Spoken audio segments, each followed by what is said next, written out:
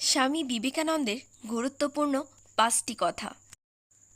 High বন্ধুরা, যদি ভিডিওটি একটুও ভালো লেগে থাকে প্লিজ কোর্টস মোটিভেশনাল চ্যানেলের সঙ্গে থাকুন। ধন্যবাদ। নাম্বার 1, সারাদিন চলার পথে অনেক কষ্ট করার পরেও যদি তুমি কোনো সমস্যার সম্মুখীন না হও তাহলে বুঝবে তুমি ভুল পথে হাঁটছ।